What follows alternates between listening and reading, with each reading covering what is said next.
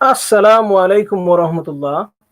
So we've got something special in store for you tonight on tonight's live stream. It's going to be slightly different to our normal general garden chit chat. We're going to have a guest interview with a real life permaculture designer, and we'll get him in very shortly. I've just sent him the link, so hopefully I should be getting him through any minute now. So let's see how many people join us and how many people come along and say hello.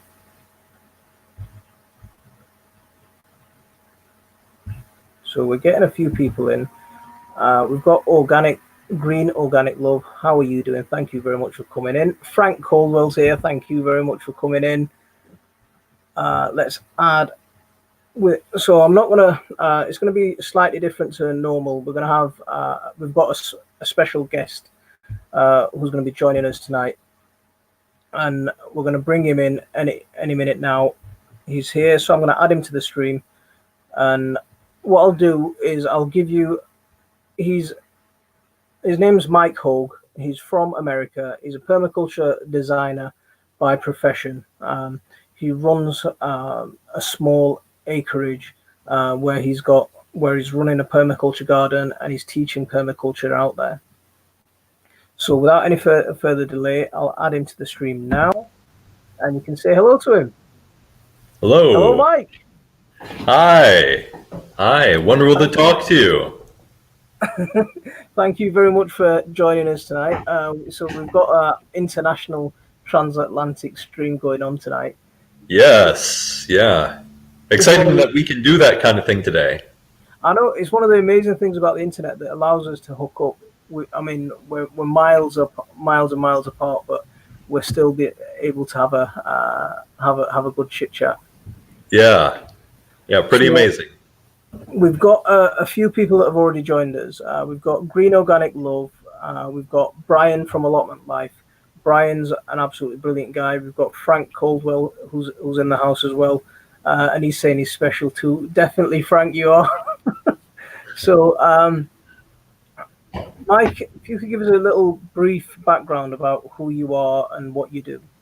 Sure. And before we do that, I think I have people can just access this on your normal channel, the My Family Garden channel. Yeah, that's right. Yeah. Okay.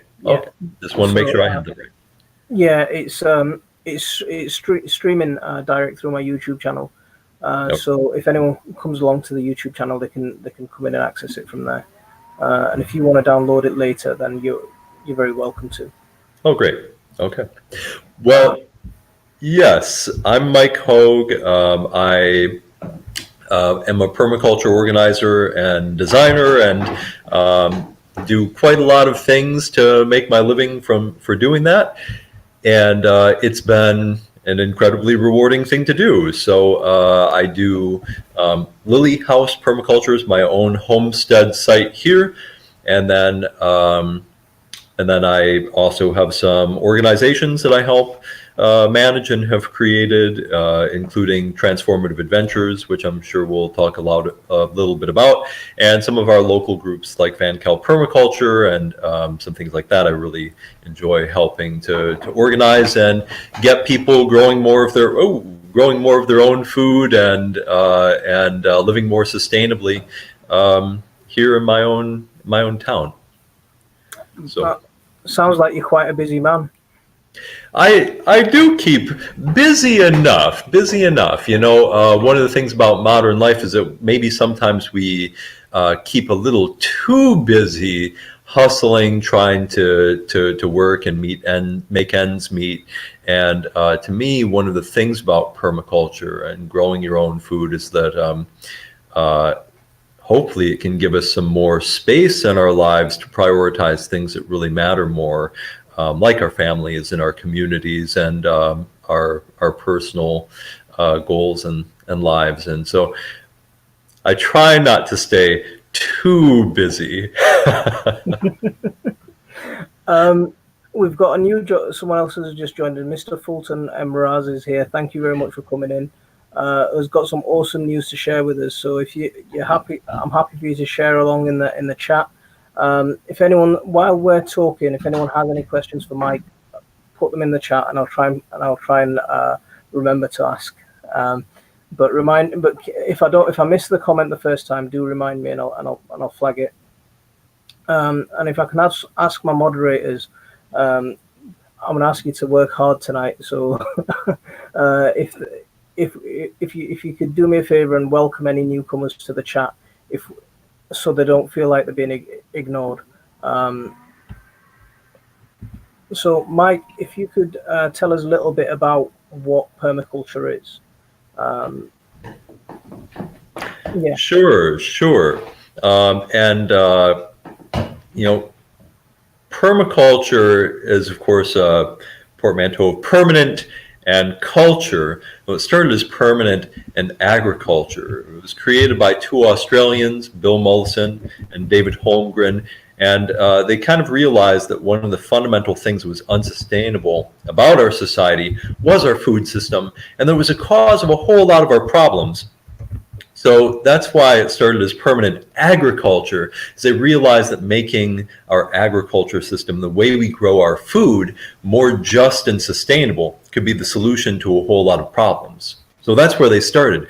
But after that, it's gone on to cover all sorts of things like how we design social organizations and city structures and our neighborhoods and homes and clothing, and pretty much anything you can think about, we can apply permaculture design to try to create more just and sustainable systems by connecting them to nature, so that nature is meeting some more of our needs naturally, instead of us doing things like fossil fuels or exploited labor. And that's how we can solve a lot of our problems, by replacing fossil fuels and damaging systems and exploited labor with the excess energy from ecosystems. So that's kind of the basic goal of everything we do. Wow. So from the sounds of it, permaculture can be a very powerful movement to transform and repair a lot of the damage that's been done to the earth and to the environment. Oh yeah, I think so, and that's really part of why I got into it.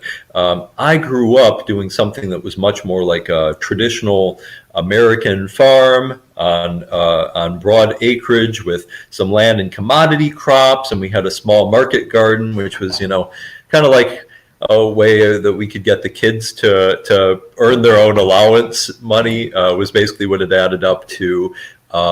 And we had a small, like a tree farm and some things like that. And I also got to know a whole lot of old farmers in the region because of that. And there were a lot of things about that way of growing up that were really fantastic, such as, being a kid and being able to just run all over the country here and play in the creek and get leeches all over me and things like this. It was just a really fun thing to do, to have that connection with nature. But at the same time, it was also a lot of work and a really hard life. And what I saw was that it did not seem to be working well for the people growing the food at all, the farmers.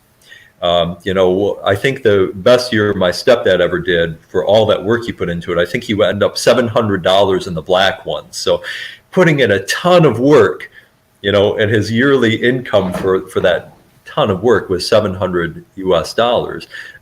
So, which is not a lot of money.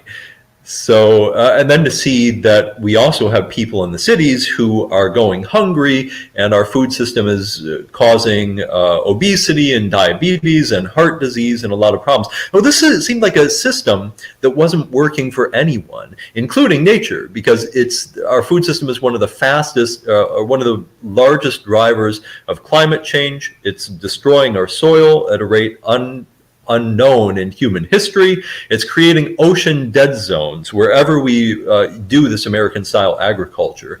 So it just really seemed to be not something that was causing all these problems and not working well for anyone. Now, I wanted completely out of that. I didn't want anything to do with that. So I went to college, I went to school, I wanted to not farm. but I always missed the connection to the land and the garden.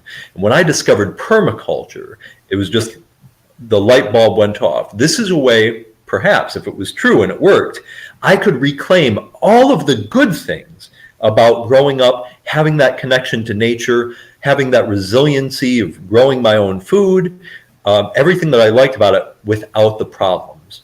And that was the promise. And it's work to make it work, but it can work. See, you mentioned something there, ocean dead zones. Now that's a new that's a new phrase for me. Can you just expand on that? Yes. We just had a guest from the Harvard School of Environmental Science come speak in our town.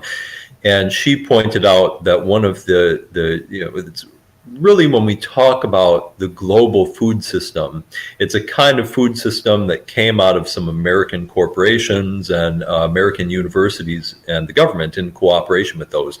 And it really relies on heavy use of fossil fuels and industrial equipment that destroys the soil and causes erosion, and chemical pesticides, herbicides, and fertilizers.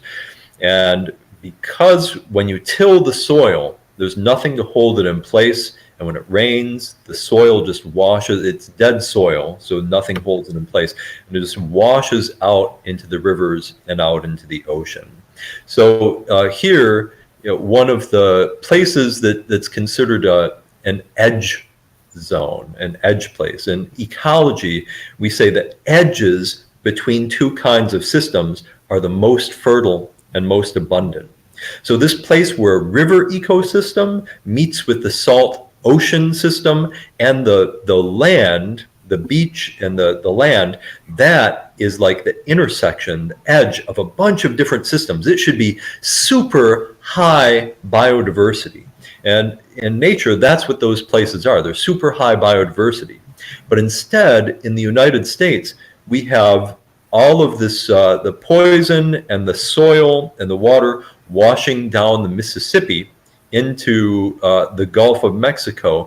And it's actually created a dead zone that's massive where there is no life. So this place that should be the most abundant location for life has zero life. Nothing can live there.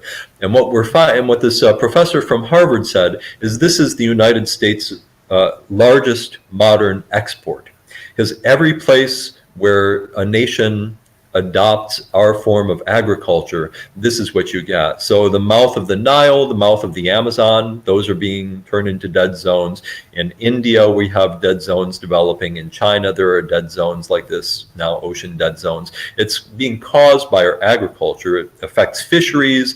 So this is a major problem with agriculture that a lot of people don't even know about. Wow. It's really interesting to see how the agriculture on the land impacts what's going on in the oceans as well. So Yeah. we had a comment from Brian from Allotment Life mentioning that the worst thing that we ever did in the UK was to destroy the hedgerows. And Tony from UK Here We Grow, he's sort of concurring with that. So I mean, this is one of the things that's happened in the UK where the farms have moved from being smaller farms to being big, commercial, huge scale farms. In order to get a combine harvester in and the heavy machinery in, a lot of the fields have been amalgamated into one. And that means the natural hedgerows and the windbreaks and everything else have been taken out. So Yeah. That's go ahead. We have exactly the same thing here. That's part of the American strategy, the Green Revolution strategy. The saying used to be sea to sea, since the United States is bordered by the Pacific Ocean and the Atlantic Ocean. The saying used to be we wanted, sea to sea fields, basically. And anything that was on the farm like that, like hedgerows or trees, were considered something that we wanted to get rid of. And of course, pushing that kind of agriculture ended up, then you remove the hedgerows, and you also have removed the tree roots and the bush roots that are holding soil in place, and create a buffer to any water that's rolling through and the wind. And so you really get erosion, and it just destroys the soil. And we know in the United States, we had this thing happen. It was called the Dust Bowl, where all of our farmland dried right up and became desert, and the soil just was blowing away.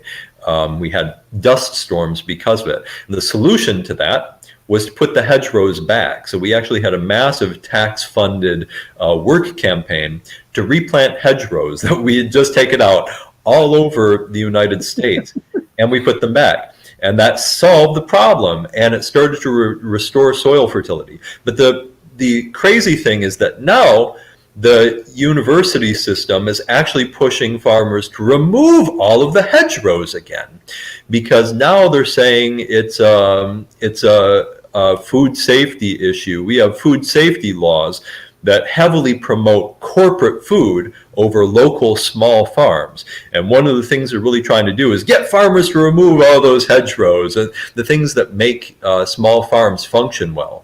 Because they're saying, well, a deer might stay in that hedgerow, or a rabbit.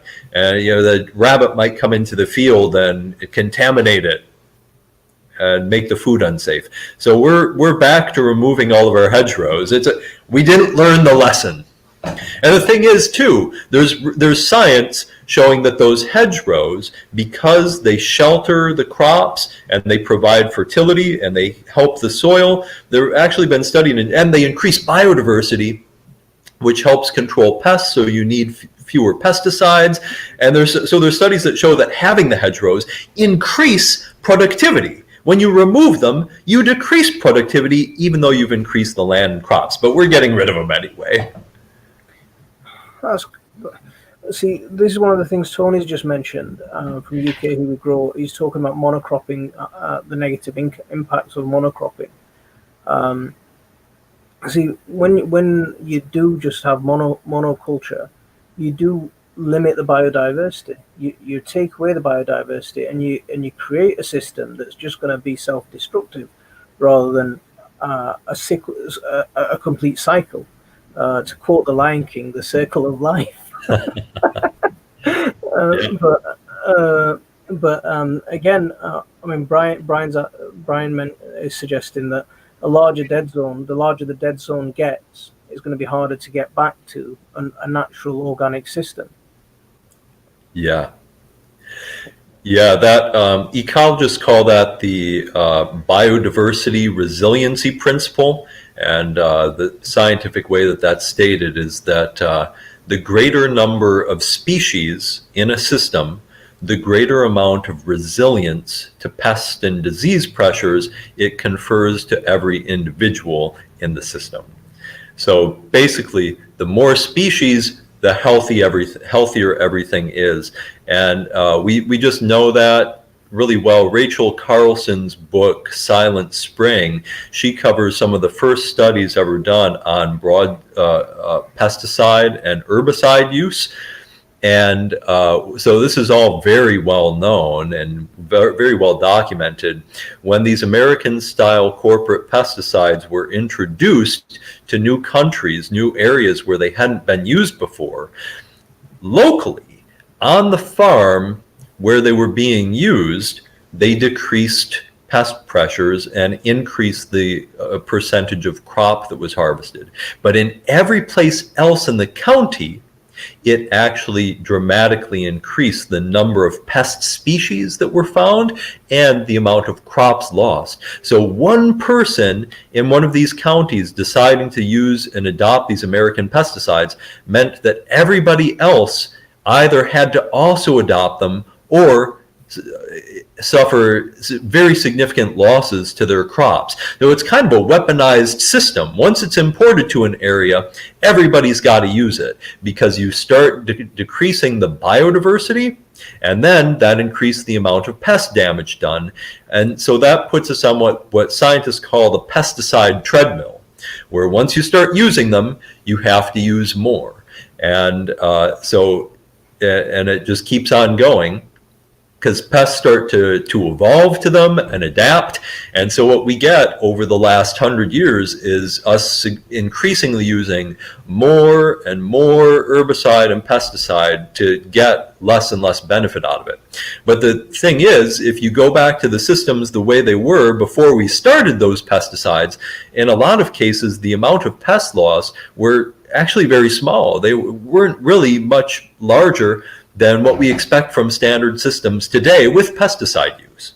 So it's just been a system that basically feeds corporate profit but doesn't do much to feed people. So, and it's not just the pesticides having a direct impact on the pests that they're supposed to be targeting, because, like, I mean, the perfect example is like the blue slug pellets, for example. Yeah.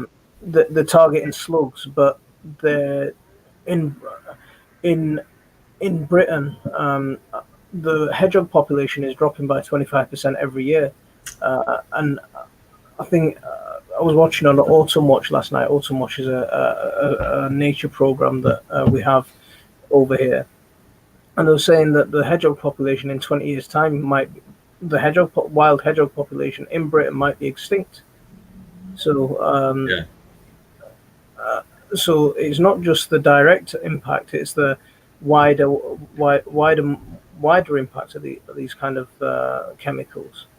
Yeah, you can Google and find a lot of studies showing that direct causation, use of herbicide and pesticides are just decimating bird populations too. There's serious scientific researchers out there just published a study saying that birds might go extinct. Birds in general might go extinct in the United States. If we continue our current pattern of food use, which brings us back. We're being pretty gloom and doom here, but this is one of the things is that we have.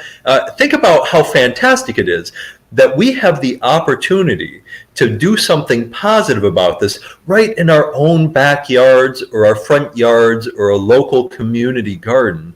Because when we start interacting with growing our own food in ways that doesn't use pesticides and herbicides and plastic, we are making that system obsolete.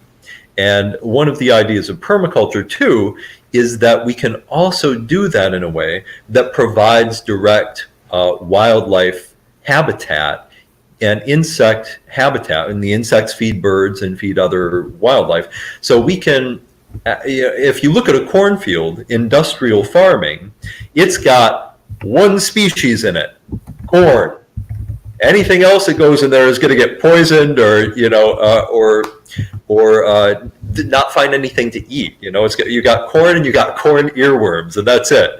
But if you look at a good home garden with hedgerows and with habitat strips and with some areas for native plants or flowers and a lot of diversity, it's going to have a lot more insect biodiversity and birds and wildlife. And the industrial mindset is keep all of those out of there. Get rid of the hedgerows because you don't want deer around. But in the home garden, we understand the biodiversity resiliency principle and know that that biodiversity actually increases our yields and decreases the work that we're doing to control pests.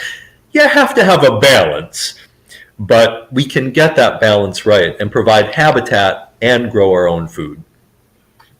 There's one comment that I want to swing back to. We just welcome a couple more people to the chat. Reap What You Sow, thank you very much for joining us. Kathy Jackson, thank you very much for coming in.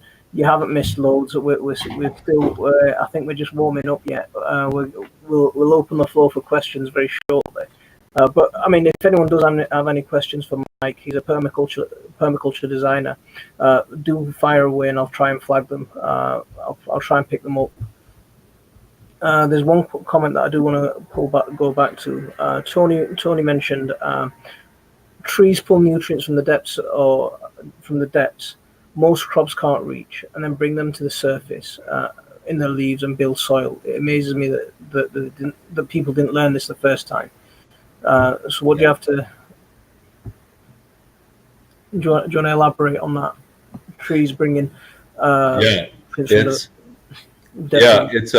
it's another one of those things. One of the principles of permaculture is, like I was saying before, one of the main ideas is to get nature to do the work for us. So the biodiversity resiliency principle is one concept where biodiversity in a healthy ecosystem can reduce our pest and disease pressures. And another one is fertility, because you're absolutely right. And this goes back to research by Rodale. This is really old, well-documented, well-researched things. Those trees, those hedgerows, they do have those deep roots. They can go way down into the earth, and they produce a ton of biomass in the form of leaves that fall and decompose on the ground. Those feed insects, which feed soil life, and they keep the soil fertility there. Once you remove those trees and you remove the hedgerows, you now have to import more fertilizer.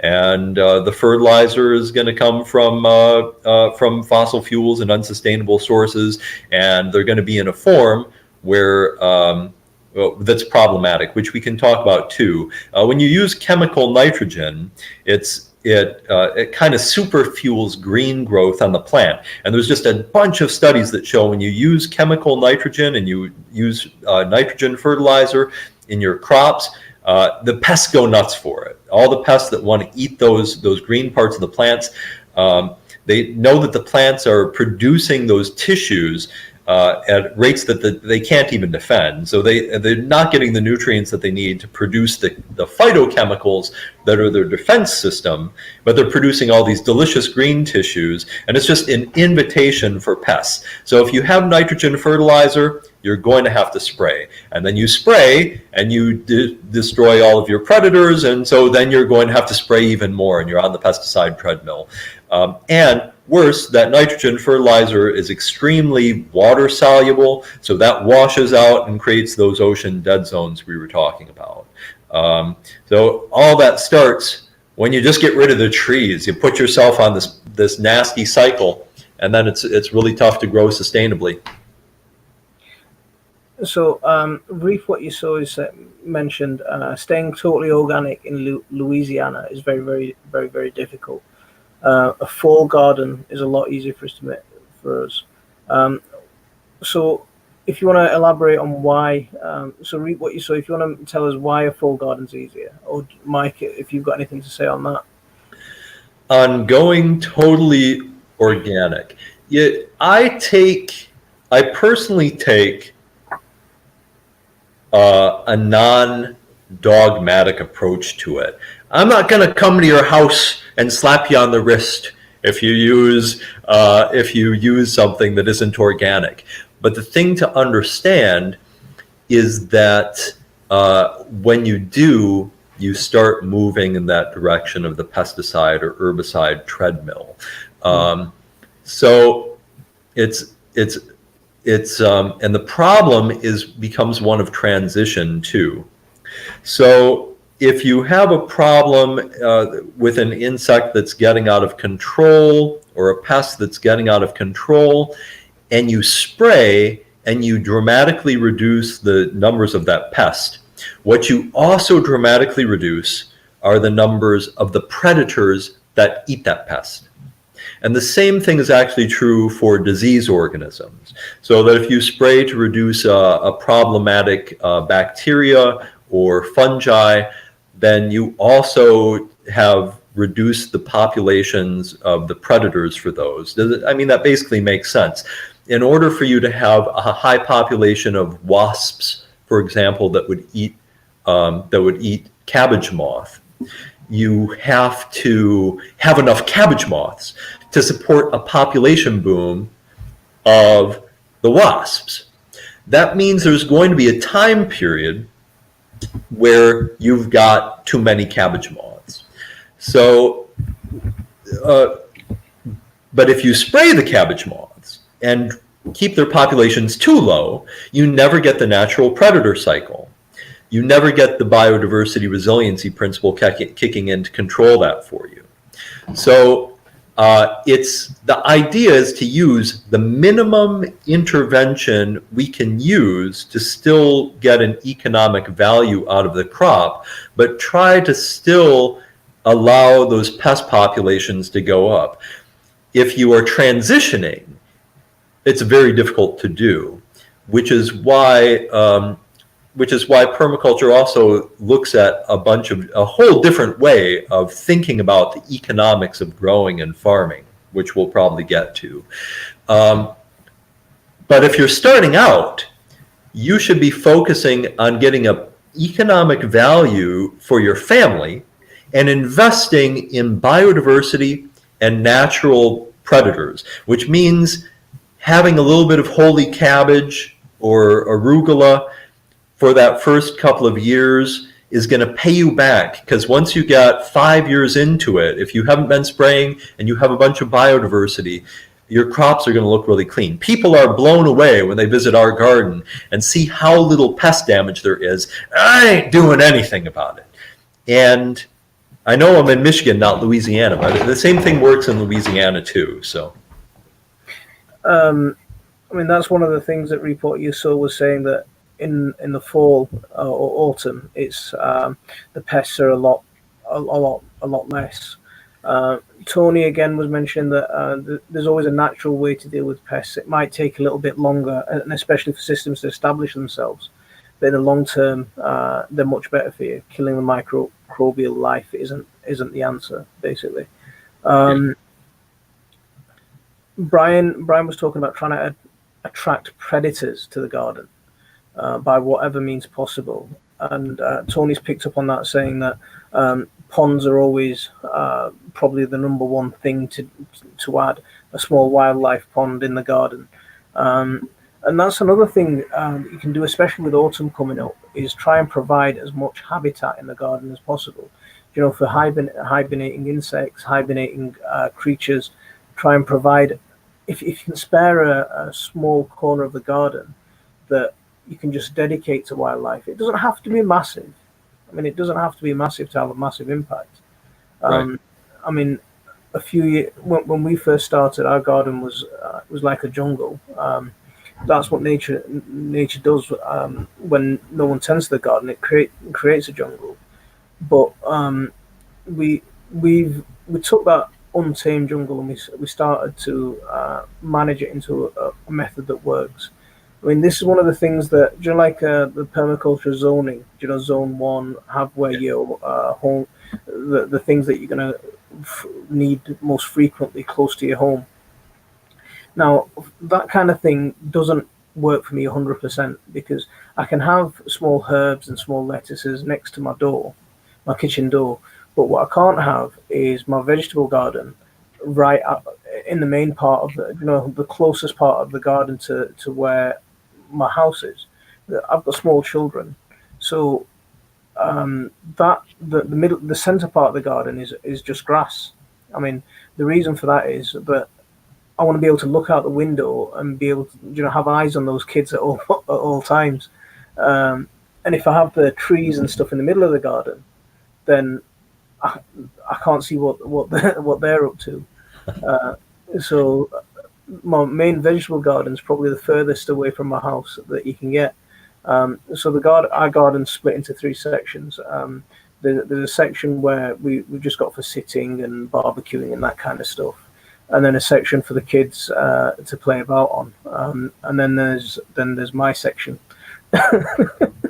where we've got the fruit trees and the vegetable beds and the greenhouse and everything else, where we've all got our designated little areas in the garden. Yeah. Well, that sounds to me like you've done what a good designer does, which is evaluate your own particular situation. Part of permaculture isn't that it's a dogma about things. It's a design really it's a design process. It's looking at that process. And that process involves, I don't know if everyone is familiar with the concept of zones that you just mentioned, but it's basically the idea that you put things that, one, require the most care, and two, require, or that you use the most often, close to the house. It turns out that those things happen to often be the same. And then you put things that require less care further away. And so it makes a lot of sense that the crops that have had the most contact with humans and the most length of time being developed by humans have most lost their natural ability to deal with pests or to deal with drought. So if you take something like peas and lettuce, they're just like, pests love them, critters love them, rabbits love them, and they also have no ability to deal with drought.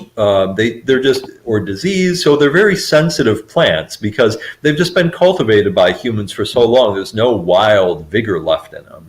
And so in a permaculture system, we take that and we try to put it close to the house, like you were saying, if we can. And that might even just be a small bed, because also if you have a big garden, in a lot of places, if there are pests, people ask, what do you do in permaculture about deer and rabbits and groundhogs? Well, if you take those crops that are most sensitive to those pests and put them in a small bed up to the house, then you can do what humans have always done. You look at paintings of human gardens going back hundreds of years, 1,000 years, and they'll have a small area close to the house and it's got a small picket fence around it. Right? And it's usually in a nice sunny location or an east-facing location, something like that. And so then it's so much easier to fence in a small bed for your peas and lettuces and sensitive plants like that than to fence in the whole garden. If you have like an acre of garden, that's going to cost you a fortune. So then if we've got those things and you've got your roof, so you've got an abundant source of water if you've got rain barrels. So the crops that require the additional water and the additional protection, you put right there, and you come outside, and if they've got pests on them, you can intervene fast because you're going to be right there every day. You can see them. So the things, and if there's a weed problem, the same thing. You can get those weeds like that. Things that require less care and usually require less water, you can put further away then, and you have more room for them elsewhere. So you can think about that kind of a system, but it doesn't work on everybody's site or with everybody's lifestyle or everybody's family. And so that's just something that you consider. And it's a trade-off, but it's the process of thinking about those zones that is what really is revolutionary for a lot of people and really changes the way they grow food and feed their families. I'm going to just welcome a couple of people. Liz Zorab and Joyce from What I Grow in Netherlands allotment is here. Thank you very much for joining us tonight. We've got a special interview with Mike Hoag, a permaculture designer from America, and he also teaches PDCs, so permaculture design certificates. He does teach in that as well. I want to flag back to a comment that Howie from Food Forest Permaculture mentioned. Perennial nitrogen fixers and annual nitrogen fixers leave nodules for plants. Nitrogen in rainwater is broken down by bacteria and microbe, and mycelium delivers the nitrogen to the plants and trees. So bearing that in mind, how do we provide, how as gardeners or permaculturists or people who horticulturists or whatever you want to get, whatever label you want to stick on us, how do we intervene in trying to, or how do we play a part in trying to create the right environment for mycelium and the bacteria and the living bacteria? And how, if you could touch a little bit on the soil food web. Sure. I tend to, the thing about a lot of this is healthy ecosystems drive healthy ecosystems. Nature, the saying is life makes good for life. Um, so, and a lot of this is going to break down in terms of zone again too. So we might have a small area where we really want to ramp up the productivity and the health, and so we can do very intensive things like adding compost and vermicompost or something like that to those areas. But really, the best thing to do, current research is showing, is just plant a bunch of stuff. We were talking about increasing predator populations too, and it's almost the same exact answer. Having high biodiversity, high integrated biodiversity, lots of species of plants all mixed together. When you talk about soil health and biodiversity, so there's been some studies, for example, let me back up just a second and say I've been working with people with this this program. We've been working with a lot of different people called Transformative Adventures, and we tried to really simplify what things that we could do to invest in system health, soil health, and biodiversity in the garden. And it turns out that current research is that it's not always counterintuitive. Because, for example, there was this big study looking at using microbial inoculants. And they tested several different recipes of, I have on Facebook a group called Research-Based Permaculture, and you can find the study linked there. And they tested different kinds of microbial inoculants and chemical fertilizer and all that. And then they tested with just mulch.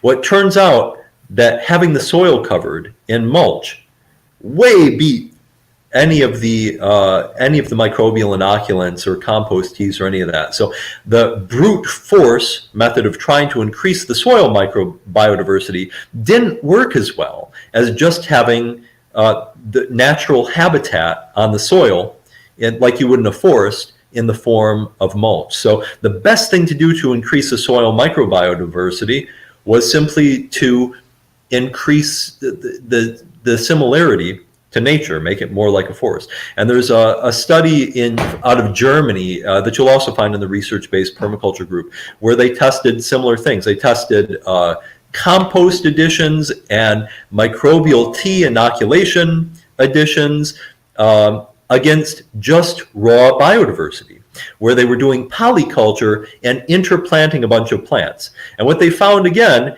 is having the biodiversity of plants, just planting multiple plants into the same place, dramatically outperformed trying to inoculate the soil. So looking at that, it's like a natural ecosystem. Imitate a natural ecosystem. Having polyculture, they also found it increased carbon better. So they took carbon in the form of compost and things like that, and added it to the soil.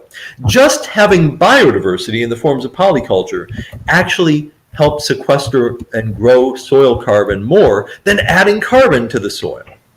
So biodiversity, lots of habitat, mulch on the ground, not digging the soil whenever possible, having no dig gardens, having polyculture and mulch. These are the ways that are holistic things that really increase insect biodiversity and soil biodiversity. That was a long answer, but those are a few things that we can all do. I think having you on tonight has been really beneficial, especially for me. I don't know what everyone else is thinking, because a lot of this is, we know a lot of this, but it's nice to hear it over and over. You know, you need to hear it again and again and again and again just to get it to sink in. But thank you very much. I really do appreciate appreciate you coming on tonight. Tony's mentioned something about making loads and loads of compost and leaf mold. Do you know leaf mold? What he's referring to when we're talking about leaf mold? Yeah, Yeah. yeah. Tony does make some fantastic compost. I've been watching Tony, from UK Here We Grow. I've been watching his videos for a long time, and how he makes his compost. Brilliant. When we're talking, what do you think is better? Do you think cover crops are better, or do you think mulch would be better? To me, that comes down to zones and crop choices again. Over time, I've moved to a system of almost complete what I'd call dynamic polyculture. So basically, my garden is a largely perennial system. It's dominated and managed by perennials.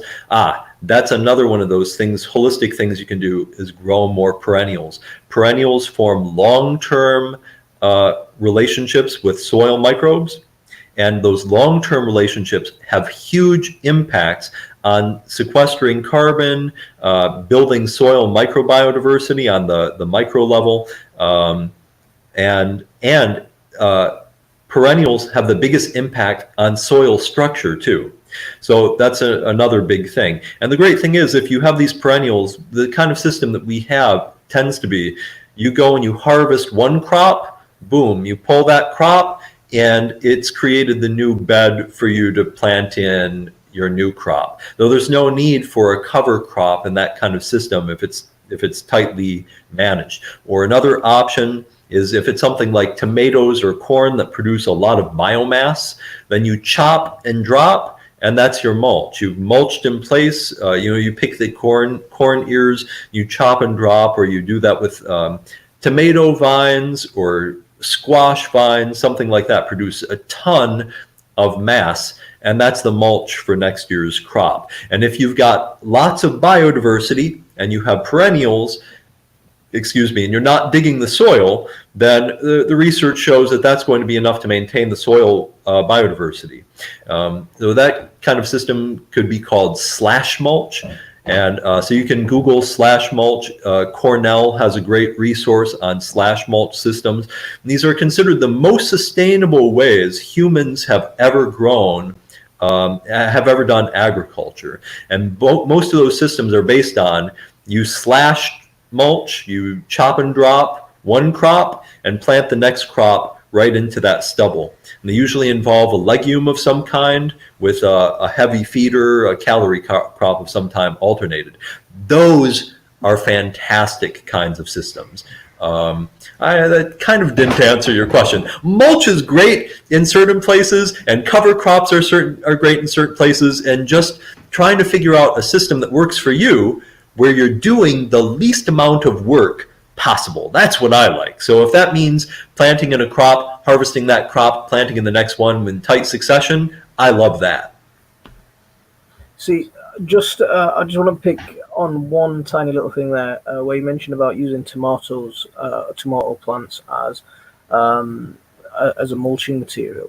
Now, personally, I'm not a fan of that, simply because where we are in the UK, we get a lot of tomato blight, and if we're taking tomato plants and mulching or dropping them, unless they're really small pieces, if we're creating a place where the air can't circulate clearly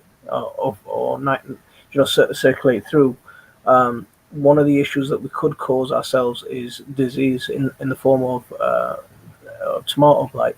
So on that, what I always do is I like to take my tomato foliage away and make sure that's on a separate compost heap,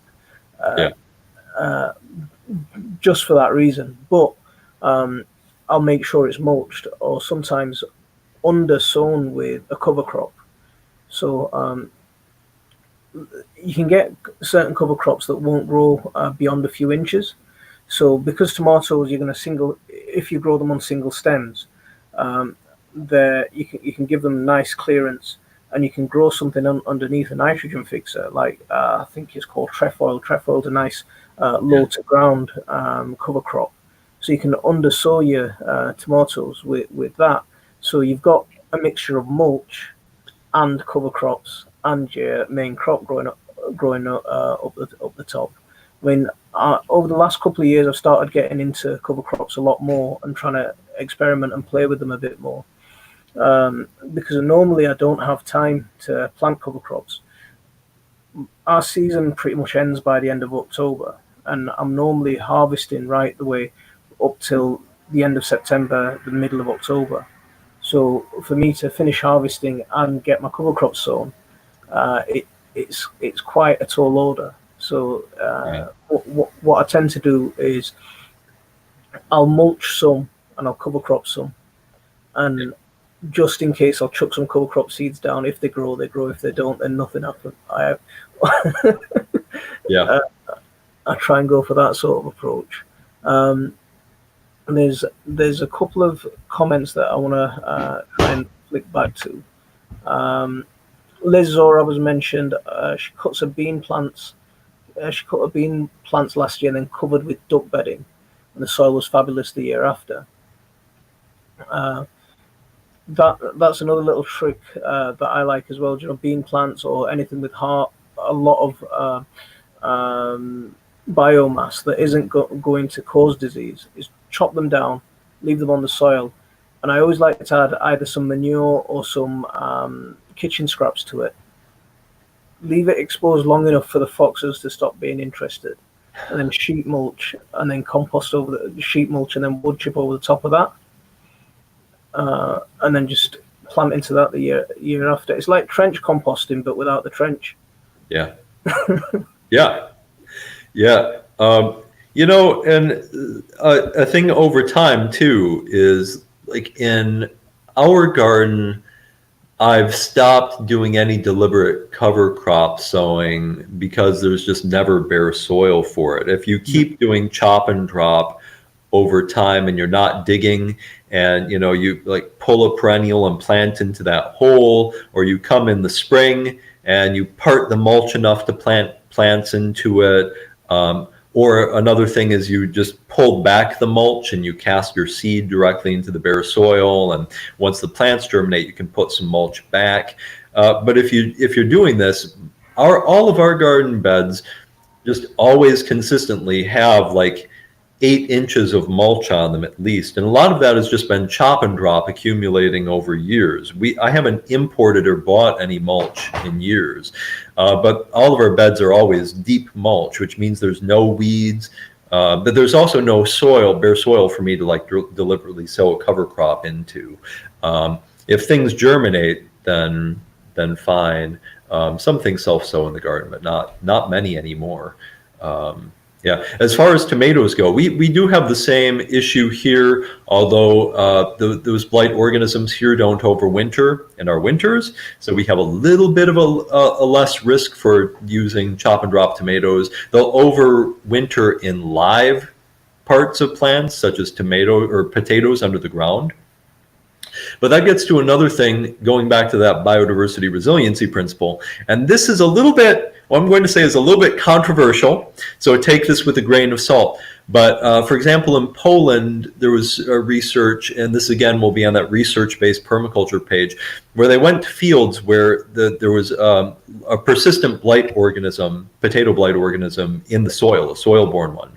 And they could not grow potatoes in these fields because they were infected with these organisms. So they tried to solve the problem by adding polyculture. And what they found is once they increased soil biodiversity to a certain point, they did not remove the infection organism. That was still there. But then there were enough competing organisms and predatory organisms that ate the blight organisms that the potatoes could then grow and survive and thrive in that soil. So they didn't fix the problem by reducing the blight organism. They fixed it by increasing biodiversity. So the theory there is that, like with pests, you need to have some of the blight organism present in the soil to have the things that control the blight organism show up. So it's a little bit of a risky thing, but we grow potatoes as perennials here, and all of our neighbors around here in a few years have had blight issues with their tomatoes, but we haven't seen any of the blight in our garden because we've got 300 species of things and we've got tons of biodiversity. So that's, it's a little bit of a risky approach to gardening. If we ever saw blight, I'd have to pull all my potatoes that year, right?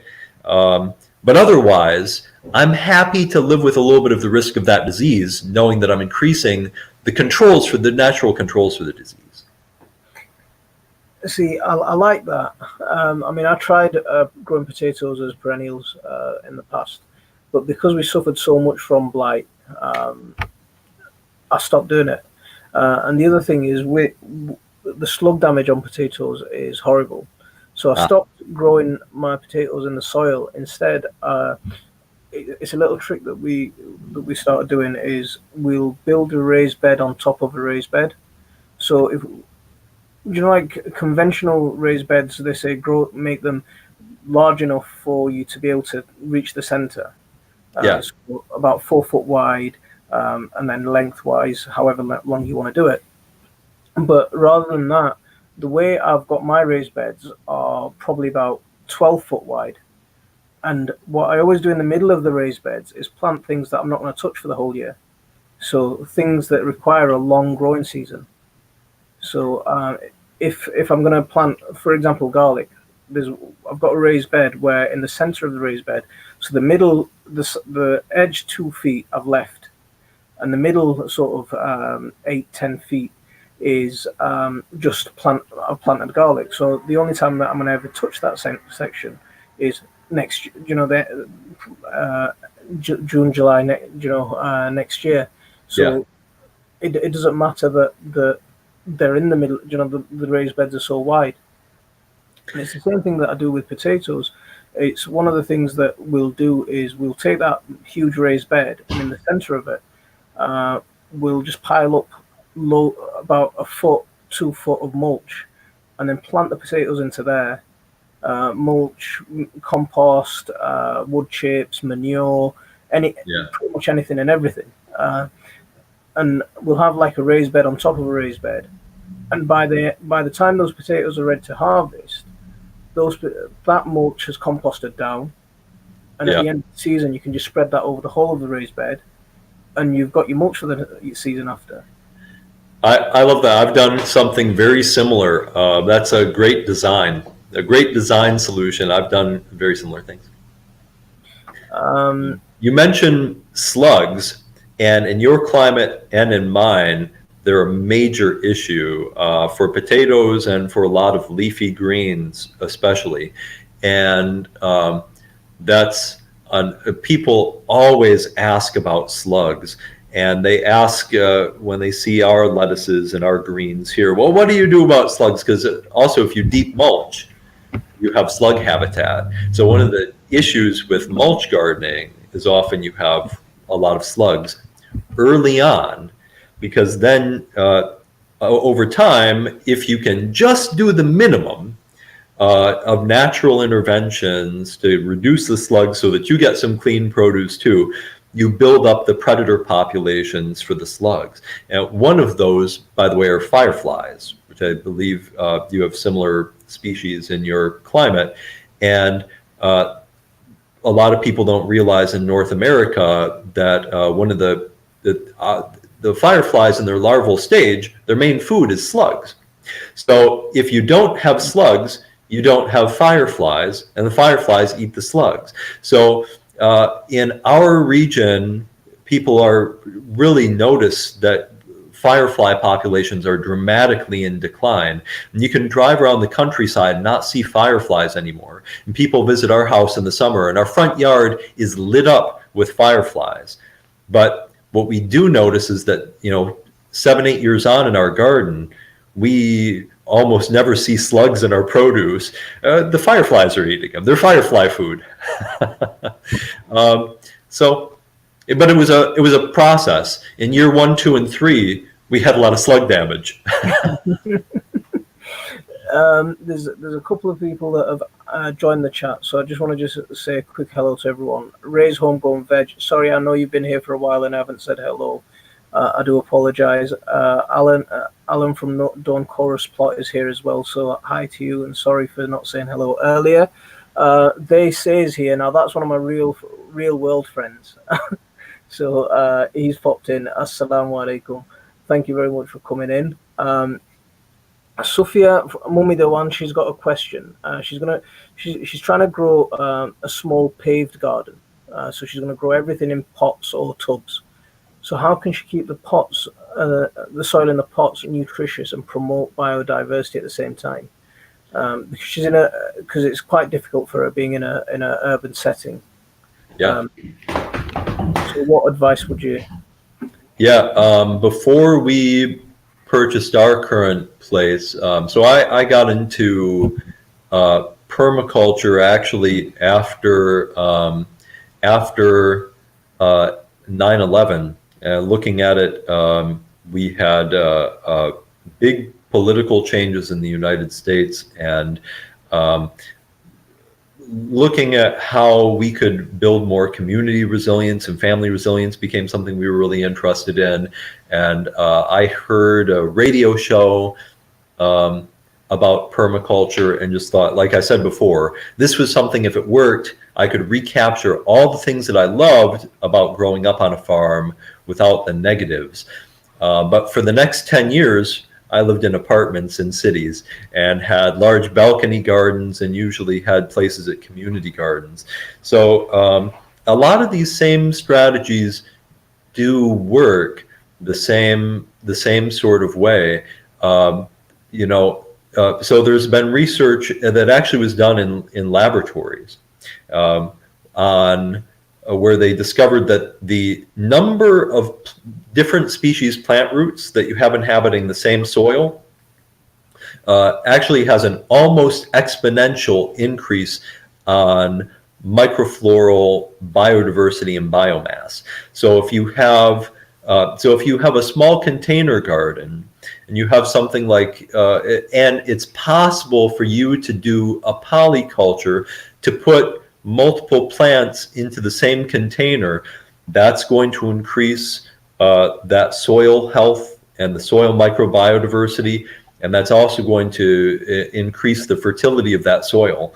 Some of the nitrogen fixing crops that we were talking about earlier, like trefoil would be something, or clover. These things you could plant in that fix nitrogen in that soil. Something that's nice is worm tubes. Are you familiar with that? You can Google worm tubes, where you have a vermicomposting system with worms, and you can actually keep a system that's just like underneath the kitchen sink, and you can have a container garden that's networked up to your vermicomposting system, so that you have worms basically going in through your containers a bit, or you can inoculate those. You can use mulch again. So mulch, polyculture, interplantings whenever possible, having a small vermicomposting system just under your sink or whatever.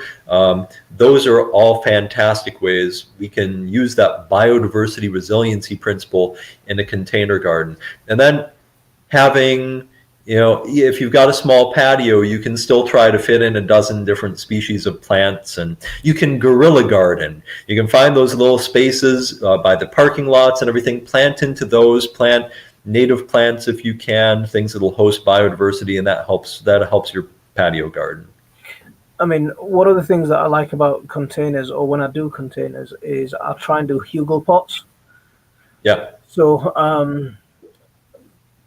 I did a good example. I did a video about planting blueberries early part of this year, or maybe late part of last year, where I basically laid quite a large container with wood and wood chips for the first 6 inches or so, and then added some manure and more wood chips before I got to adding my compost. I mean, some of the gardening shows that in the UK in the past they used to suggest adding polystyrene to the bottom, because filling a container that size with compost is quite expensive. Yeah. So they used to suggest adding bulky matter like polystyrene and plastic and stuff like that. But what I find is if you add wood to the bottom, before the roots get to that sort of level, your wood's starting to break down. So there's not much nitrogen loss. Right. By the time the roots are getting down to that level, the nitrogen's already being released from within the wood. And at the same time, you're not adding inorganic matter. You're adding organic matter that's going to feed your plants, that's going to be beneficial to the soil, and give you that second drainage and bulk your compost up, so you're not spending a fortune. I agree. I use things like that too. I love to do mushroom composting.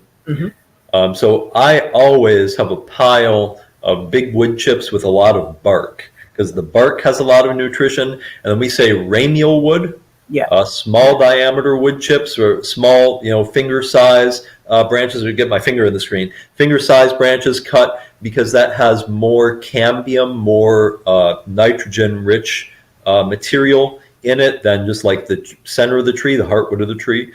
So having something like that, inoculating that with wine cap mushrooms, and after a season you get a flush of wonderful mushrooms out of it, and afterwards you have about the perfect medium for potting soil, with still lots of, it's done binding nitrogen. The mushrooms have helped it past that point.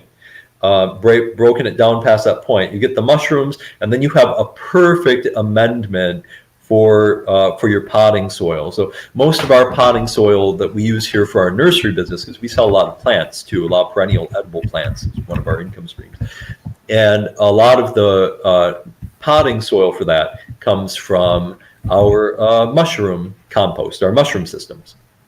Now, by the way, that's all of our pads. So all of our pads are wood chips with a mix of ramial wood, inoculated with wine cap mushrooms.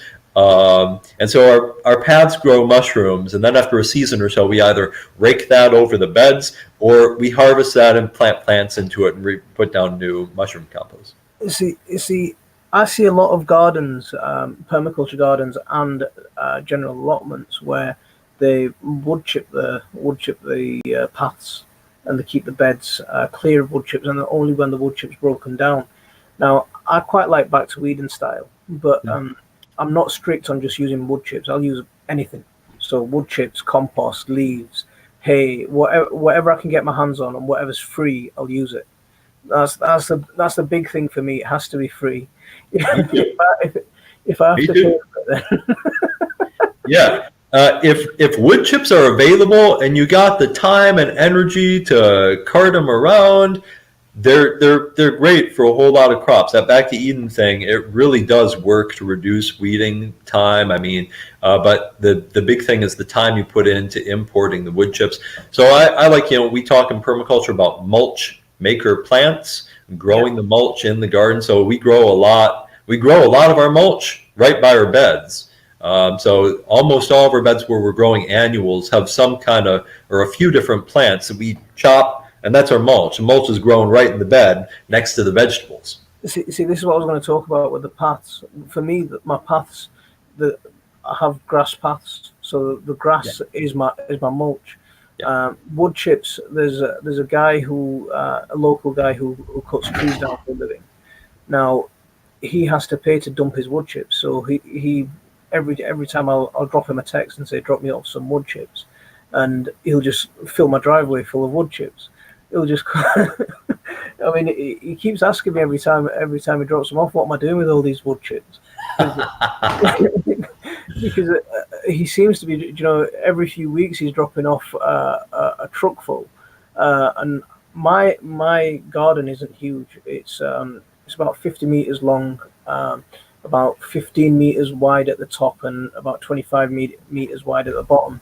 So it's not massive, but I'm probably getting 10, 12 deliveries of wood chips from this guy a year, and it's free. I mean, and like you're talking about with ramial wood chips, even the wood chips that if anyone's going to use, rather than the stuff that's bought from, like the bark from the shops, the bark that you can buy from garden centres, you can get wood chips that's got leaves in it.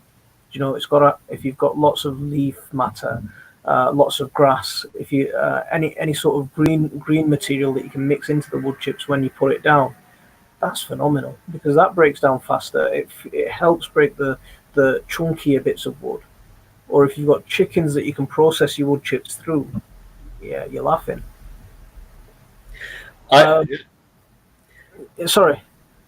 No, I totally agree. This is a great conversation to have, and I like what you said earlier. You use what's free and what works for you, and that's kind of, to me, one of the reasons why permaculture even exists, and why we have an alternative gardening movement, and why people like you and I are talking about those things. Because if you look at the kind of university extension standard way of doing gardening, when I went to school and studied in these kind of programs, the agronomy professors and even horticulture professors kind of thought, well, there's no real point in growing your own food anymore because, we got grocery stores and we got this great corporate food system, and, who needs to do all that?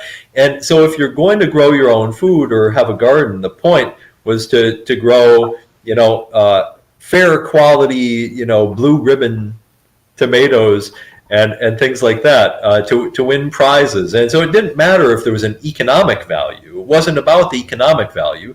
You just bought whatever you needed to get the best looking tomatoes to get your prize at the fair. And that's what the whole system was set up for. And so there's a book out there called The $30 Tomato. And in that book, this journalist he does everything right. He goes to the master gardeners, sets up his garden, buys all the stuff you're supposed to do, does everything right to grow the best tomatoes, and he tracks all of his inputs and outputs. And at the end of the season, he discovers that he spent $30 on each tomato that he grew.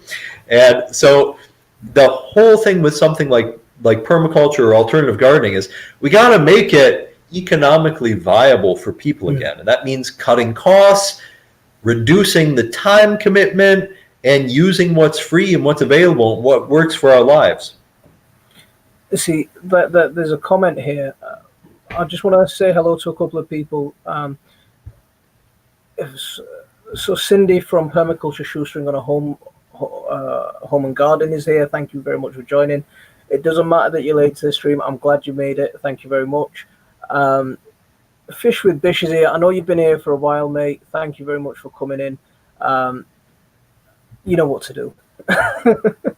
I posted. I'm going to just drop a couple of links for a second. This is Mike's. These are Mike's websites. So this is Transformative Adventures, and here's a link to Lily House, his personal garden and his personal blog. Mike does also have a YouTube channel. I'll bring a link for that. So if anyone wants to go and say hello to Mike on his own YouTube channel, then you're very welcome to. But he is a permaculture designer by profession. He is someone who is having quite an impact in the field down at the grassroots level. So he's not predominantly a YouTuber, but he does YouTube videos. A few. Yeah. I think my wife came in and brought me a cup of tea. I see. Nice. I'm a very lucky man. So it didn't just appear by magic. There's a comment here that I think I missed. So what we were talking about, getting stuff for free. So Joyce from What I Grow in Netherlands mentioned that wood chips aren't free where she is. She can't get her hands on it so easily. So I mean, in that case, this is one of the things that I was saying earlier, that I use wood chips because they're free, but I'll use anything that I can get my hands on. So I trim my hedges. So when we trim our hedges, we've got I can have wheelbarrow loads of mulch there, perfect for the compost heap. At this time of the year, I've got my apple trees I'll be pruning my apple trees soon. Lots and lots of water shoots. I'll be pruning my pear trees. Lots and lots of water shoots from there to take down. I'll be trimming my black currants, my red currants, all of those things down soonish. So I'll have loads of homegrown wood chips there. If you haven't got a chipper to chip them, as long as they're tenderish, stick them through a lawnmower. I mean, that's one of the things that I do with my hedge trimmings is just as soon as we cut the hedge, all the trimmings go straight onto the lawn. So then I trim the grass and shred the hedge at the same time. So it's a nice big, yeah. You can grow a lot of your own mulch, but I do like getting my wood chips in because I can get it for free. Great design again, and that's we started this conversation talking about the value of hedgerows in terms of fertility and pests and disease control. And there's another one. Everybody should have a small edible hedgerow, something like that. You can make a hedgerow that's filled with wonderful fruiting plants, edible leaves, things like this. And some of the best perennial vegetables and medicinal herbs grow in hedgerows like that, or hedges. And then you trim them, and you don't even have to chip them. You can in permaculture we talk about coarse mulches. You just take those materials and throw them down on the ground in a lot of cases and plant into that thick mat of branches and leaves. So a chipper is a great tool to have around, but you don't need it. And lawn. Now, a lot of people into natural farming, organic farming, permaculture really hate lawns because there's too much lawn. Especially if you ever come to the United States, we've got lawn in the silliest places. There's just no place that doesn't have perfectly beautiful manicured sprayed lawns. So people are critical of lawns, but when it comes to a garden, the grass, when you cut it, and we have some grass paths. We have some wood chip paths, some grass paths, some cobblestone paths, depending on, the use. And I use a gas, push-powered old reel lawnmower, and I mow the lawn, and then that becomes a super nitrogen-rich addition to the compost or to our garden beds. Usually it just goes as mulch in thin layers onto the garden beds. But another thing about that is that it's still not useless space, because there's been studies on biodiversity and abundance of earthworms. And what they found is that areas with grass and garden beds near grass actually have the highest number of earthworms and earthworm castings. So, and we talked about fireflies earlier as slug prevention. Part of fireflies' life cycle involves living in grasses. So a lot of people are just like, you can't have any grass in a garden. But grasses serve an ecological function. They increase the earthworms, they increase fertility, and they're easier to walk on, and they don't get muddy. So grass paths can be great. A lot of people are down on them, but they can be great. See, I agree. I completely agree with you on that. I mean, sometimes the cliches. There's too many cliches, and people just repeat those cliches. Grow food, not lawns. Grow food, not lawns. Grow food, not lawns. But I mean, like I explained at the start of the stream, I need my lawn so I can keep an eye on my kids. Right. And in all honesty, they're the most important things in the world to me. So and maybe in a few years' time, when they've grown a little bit, and they're sensible enough, and I know what they're not gonna get hurt in the garden if I leave them in the garden for too long, or then we can grow trees in places that we don't have them now. But that'll be a system that evolves as they evolve. Yeah. Now we've got someone else who's come in, and Nick's Allotment Diaries here. Thanks, mate, for coming in. I really appreciate it. We're slightly different format today, so instead of me, I'm trying to keep everyone included in the chat, but if I do miss your comments and I don't reply to your comments, I do apologize. But we've got a special guest on, so let's grill him.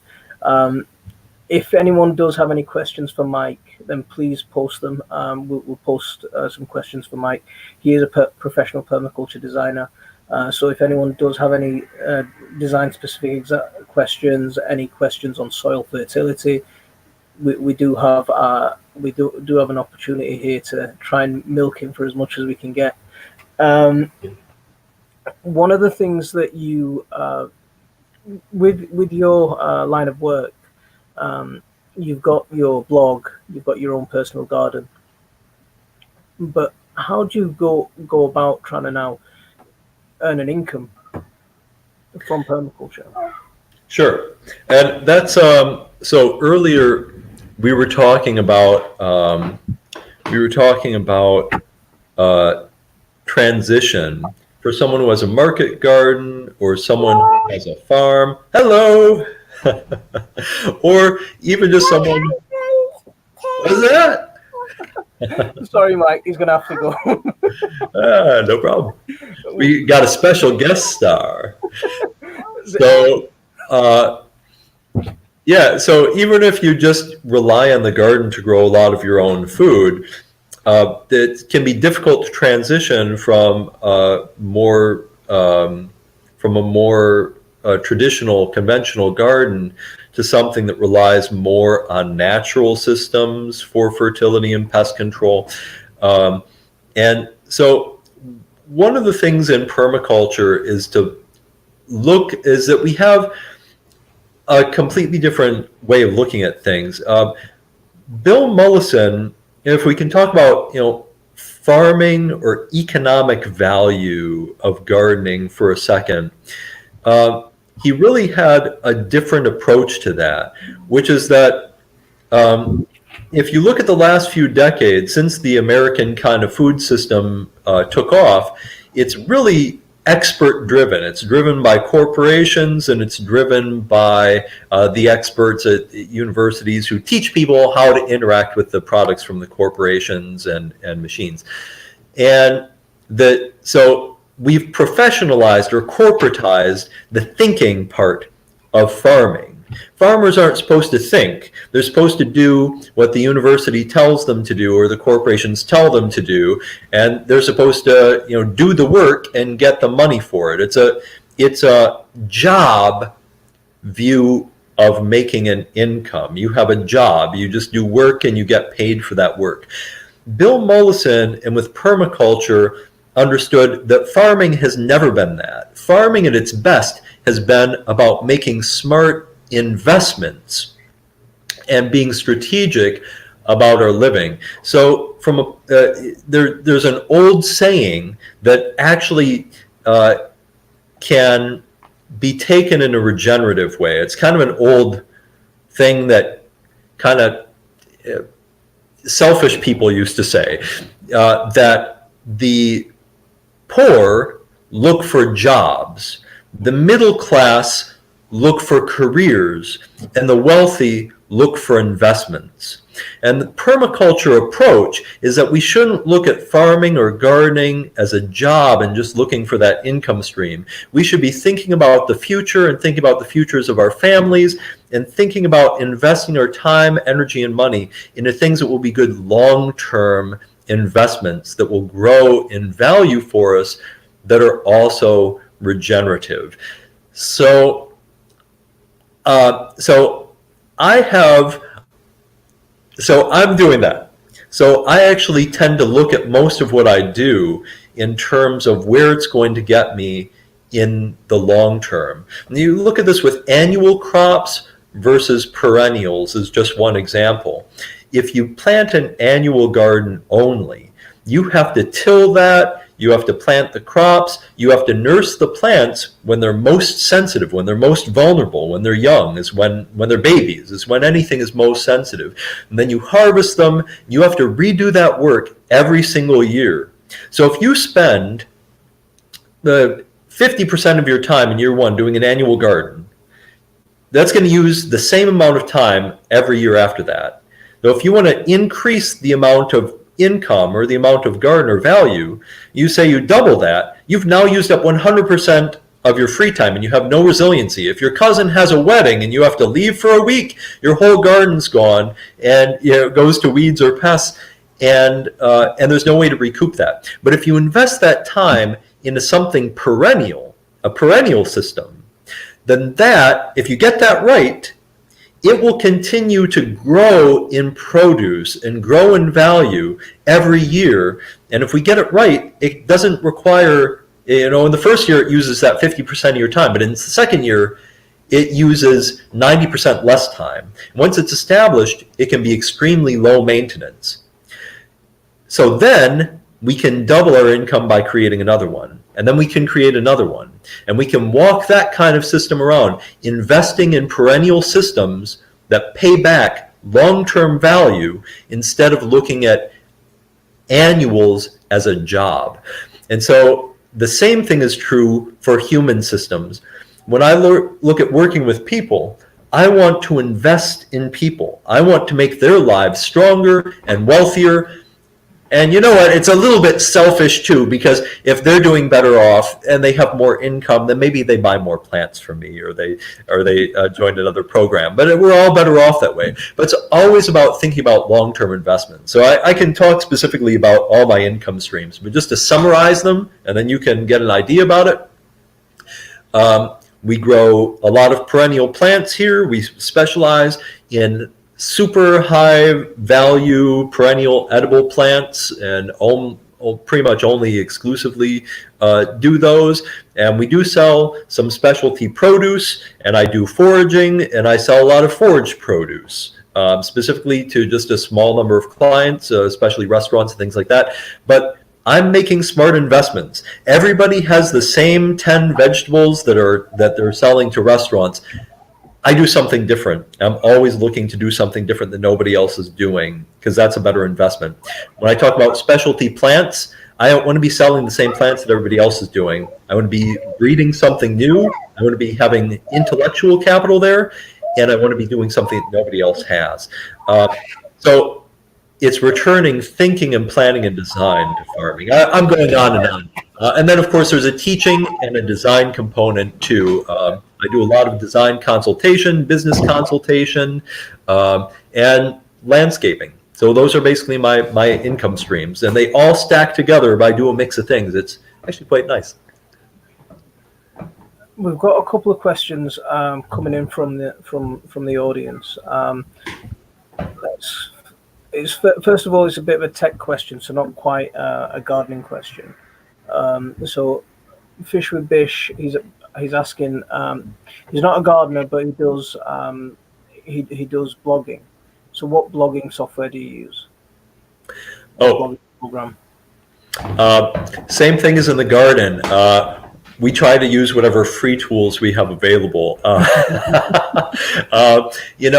I don't want to be, for me, I don't want to be a tech person. I don't want to be a blogger. I want to keep my business overhead as low as possible. And Lily House has always been looked at as just, and Transformative Adventures is making the minimum investment for the maximum return, which is whatever free things I can get my hands on and use for a while. That's what I use. Sorry, it's not a very sophisticated answer. No, I'm very similar with the software that I use for my video editing. So I use free. I look for whatever's free and try and use that to my advantage. So I use a software called Shotcut. It's very easy. It's very simple. It's nothing fancy. It's nothing too sophisticated, but it gets the job done. So and it doesn't cost me anything. And it's the same thing for the design work too. I would rather use pencils and colored pencils or free software than to buy something fancy. We've got Jazz from Alternative Smallholding is here. Thank you very much for coming in. The Amazing Drop is here. Thank you very much for coming in. I think Nick's Allotment Diary had a question. I can't see it again. I can't see it. I can't see how far. I'd have to screen back. But I think what his question was around perennial crops. What would you suggest to what would you suggest are the best perennials?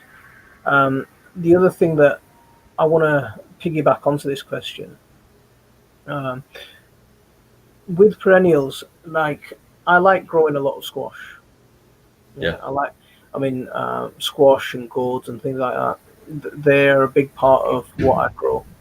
Now, for me, I can't grow those as a perennial in the UK, but in tropical countries, they can be grown as some gourds can be grown as perennials. But in the UK, I've got no chance of doing that.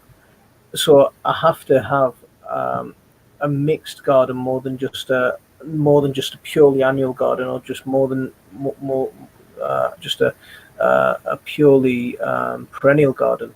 So how what do you think of that, and what do you think are the best perennials to plant? sure.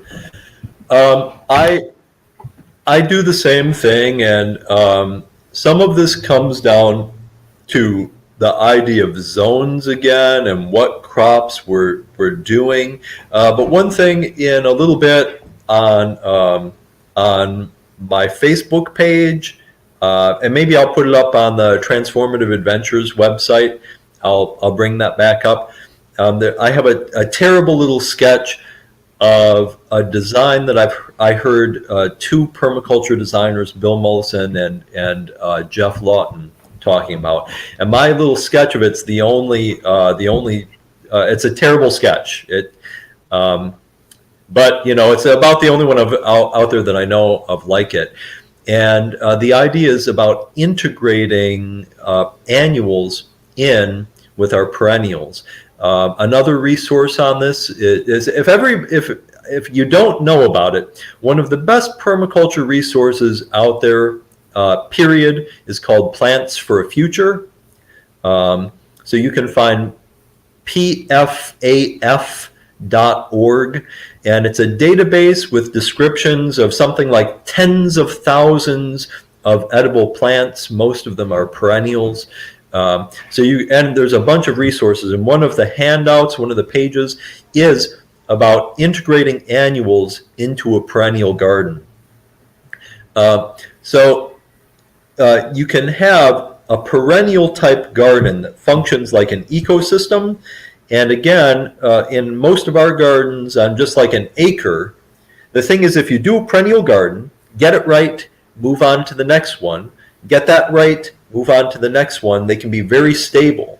Then if you have something like Egyptian walking onions, or a kind of potato or a yam, I can pull that, I can harvest that. Apios americana, groundnut as a vine, I can harvest that tuber and plant in my squash seeds directly into that.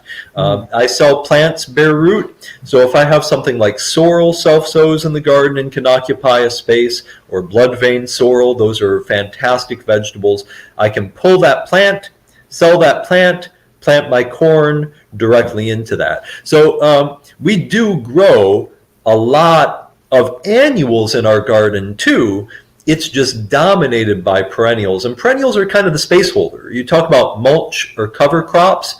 Our perennial plants, in a way, are our main cover crop. I pull a perennial, I plant an annual into it. Or I harvest a perennial, I plant an annual into it.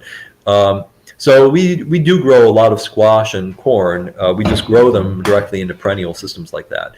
So I named a few of my absolute favorite perennial vegetables. Sorrels are great. I'll skip the common ones like asparagus and rhubarb. Everyone knows asparagus and rhubarb. Some less common ones. Jerusalem artichoke is a North American native plant that grows a very nice tuber you can use for soup. It also grows 10-foot tall sunflower stalks. And those stalks you can cut. You want to talk about growing your own mulch? Jerusalem artichokes grow a ton of mulch. You can chop and drop that mulch, use it on the garden, and harvest a crop from your mulch crop.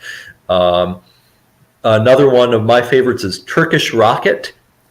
Turkish rocket is another great plant that grows it's an arugula relative, only it grows a broccoli-like vegetable, and it's available in like March, where usually broccoli or romanesco isn't until later. And it's a long-lived perennial, and you can eat the leaves and you can eat the root too. Sea kale. I don't know. Is sea kale common there? Sea kale. The first time I heard of that was on on an article you posted a couple of days ago. Oh, So I don't know much about sea kale. oh, okay. It's a native plant to the UK and France, and you'll actually find it there. Apparently, I'm told along some of the beaches, but it's one of the ancestor plants of the brassicas, and it produces really nice sized large broccoli when grown in garden culture, and it's a beautiful plant, and it's a long lived perennial. You can eat every part of the plant. It's amazing. Um, and it's if you're growing a market garden and you can get enough of these plants going, you can sell this stuff to chefs just like left and right. It's a really nice gourmet vegetable. Um, Another one that's fantastic, and we talked about Turkish rocket and the sorrels. I want to point out another benefit of those. In permaculture, we talk about designing guilds. A guild is a garden that works like a natural plant community. You notice nobody ever goes into a forest and says, man, somebody's got to come into this forest and do some weeding. Somebody's got to come into this forest and fertilize. Because the plants and the animals in that system do all of that work. The idea of a guild is that we can plant plants that do the work for us. So plants that act as mulch and ground cover and do weeding for us. Plants that fertilize the soil. We talked about nitrogen fixers before. Plants that produce mulch, like Jerusalem artichokes. And here's another one I'd like to add, is fortress plants. Fortress plants are plants that are naturally allelopathic. Allelopathic means they poison other plants. A good example is if you look at a hedgerow, you'll see cane fruit, usually, probably like brambles, blackberry and black raspberry, and they're coming out from the forest edge, right? And you look, that's where the grass stops, because the brambles are allelopathic to the grasses. They know how to kick grasses' butt. That's what their ecological function is. They expand, that's their niche. They know how to invade into grasses. So if you have a problem with grasses invading the garden, you can plant these kinds of fortress plants, and they will actually repel and protect the garden from weeds if you plant them along the edges. So sorrel, Turkish rocket is really great at that. Crones. Crones is another European native vegetable that produces, it's called mint root. It produces water chestnut like tuber that's really delicious. And it's like a fairly aggressive plant like a mint. So it protects the garden. I love these kinds of plants. If you get them right, you get a nice guild. You don't have to do any of the work because you got plants to do all the work for you. There's one question, Mike. I appreciate that we've had you on for nearly an hour, coming up to an hour and 40 minutes. So anytime that we're pushing past your point of comfort, do say, and I'll stop it there. Sure. But I don't want to. I mean, I want to bring you back, so I don't want to take everything from you right now and say I'm never coming on his program again because he'll never let me go. There was one question from Sam's allotment. Where's it gone? Something. It's a word that. Where's it gone? Oh, just bear with me. So I think it was a plant that I'd never heard of before. Sam, could you just post your question again? Because I can't see it. Was it Crohn's? No, it was a coleus or something. I think it was something like that. Apios americana, groundnut. I'll talk about that one while you're looking. Groundnut's another North American native that does very well in the UK. And it's a nitrogen fixer, and it produces coleus. You know, I don't know what that is. I've never heard the word before. Yeah, it doesn't ring a bell to me either. Maybe it's a species name of a perennial vegetable. I don't know. Okay.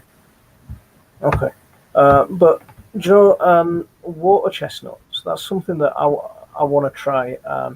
I put in a small pond the beginning part of last year, and I want to add some water chestnuts and some. Well, I was hoping to get it done this year, but I wanted to add like a bog filter, but incorporate aquaponics into it. Yeah. Because I've set up a waterfall filter to the pond, but rather than just have that filter through and go through the stream back into the pond, I thought, why not just turn the filter into a bog filter and grow some kind of veg out of it? But as well as that, I want some things that I can grow in the actual pond itself.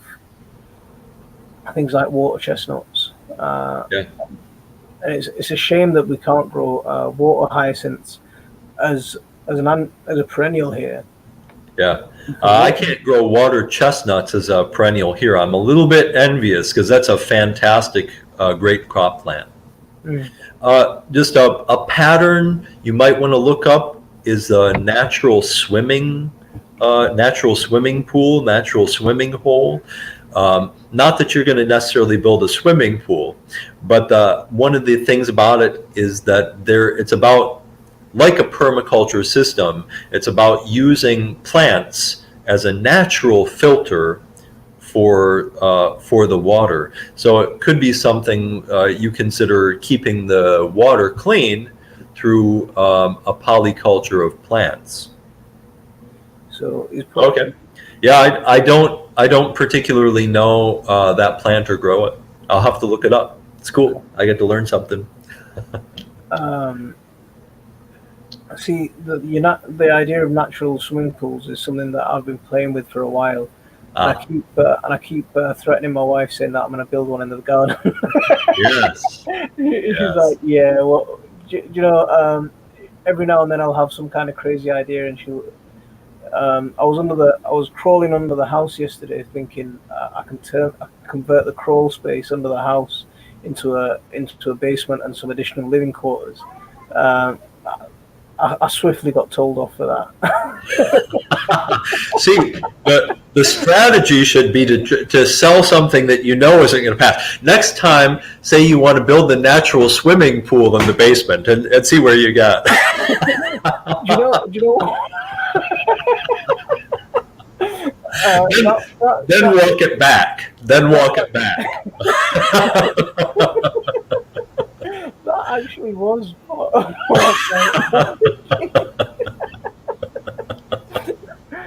no.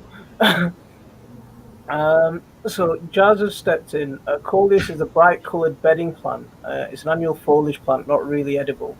Can also be grown as a house plant. Okay. Cool. Howie's back, and he's talking about cannabis. Sure. I'm not. I think I just caught the back end of that comment, and I've been thrown a little bit by it. If we all get nuked, sunflowers will take heavy metals and radiation out of the soil. Interesting. Bioremediation. It's a very interesting topic. We have a project here in my city where we have a municipal landfill that was contaminated with mill waste that's really bad. And so I've been trying to promote the idea that we could use bioremediation with those. The only drawback of bioremediation is that the plants bioaccumulate the toxins, but they don't break them down necessarily. So afterwards, you've pulled them out of the soil, but you still have to do something with the now poisonous plant tissues. Now, some things, maybe mushrooms can break down some things, but usually what happens with bioremediation is just accumulation. And the thing that we have to get to as a society is that there's no such place as a way. We have the idea that the poison's okay because we can just, pull it out with sunflowers and send it away. But there is no away. So here, for example, we were talking about digging up all the soil at that landfill.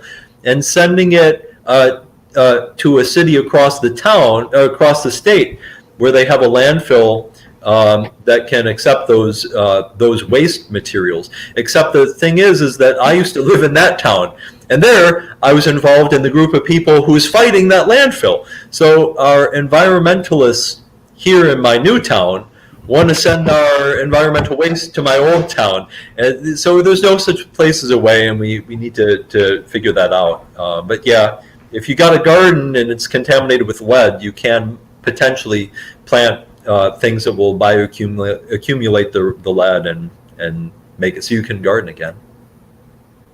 Mike, so I think we're about to get invaded very shortly. The kids, I see the kids walking up the stairs, and before they come in, I've really enjoyed having you on, and I really appreciate you giving me, wow, an hour and 45 minutes. That's a long time that you've given me. Hey, how often do you get to talk to somebody across the ocean? I think that's exciting. No, I really appreciate it. Thank you very much, and I hope we can do this again. If I haven't drained you today. Nope.